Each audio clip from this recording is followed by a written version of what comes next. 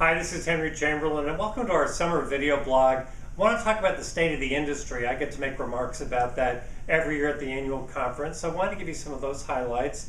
Number one, you have to ask the crowd, are you optimists or pessimists? And being a real estate crowd, overwhelmingly optimistic. You see occupancy going up, you see rental rates getting stronger, you see employment going up, GDP growth is great. So all the big indicators look good. In most markets, that growth's a little bit modest. Right now we're in low 15s in terms of vacancy rates. Well, back in 2007, it was 13.8%. So we're still recovering, but yes, everything is getting better. And you look globally, there's a lot of capital out there. $700 billion was invested last year. That number is expected to go up by 5 to 10% this year. So a lot of money chasing deals, looking for good assets and good properties. So the industry is getting better. People wonder when this cycle is going to end. I mean, if you think that the trough was 2009 or 10, how much longer would the cycle be? So people are beginning to lock in some of those values. You see some mergers and consolidations and all the rest out there.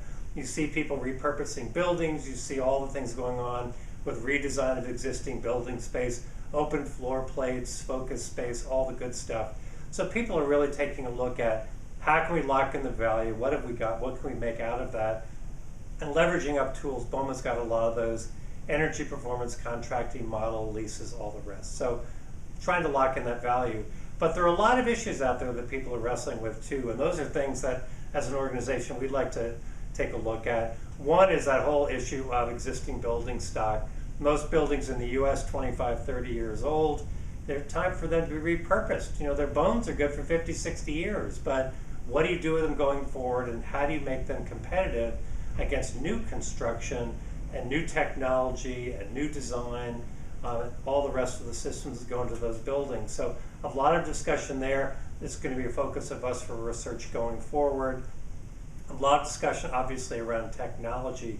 It just keeps accelerating. We had a futurist talk to a group I was at a few weeks ago, really talk about over the next 5 years, you're going to see 20 years worth of changes coming forward. Virtual concierges, robotics, robots. You're going to be looking at sensor technology. We're all wrestling with all this big data and the analytics that go with it, and looking at traffic and all the rest that goes with it.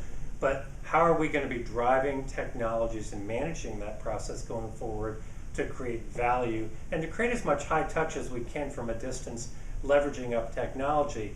It's a big dollar question, and when you have generations of technology changing every couple of years, when do you invest, particularly in a multi-tenant building with a variety of different technology platforms? So you've got that. We also said it's time to embrace the millennials. They're productive, they work hard despite all the different preconceived notions about them. So embrace the millennials. And with all this change around, Heidrick and Struggles had a great study talking about CEOs and ripple intelligence, which is we really need to pay attention to all the things that are going on around us. Of course, that's what an organization like BOMA does for you. We assemble that brain trust, allow you to get that knowledge. You can find lots of material from the annual conference, including this speech, on our website.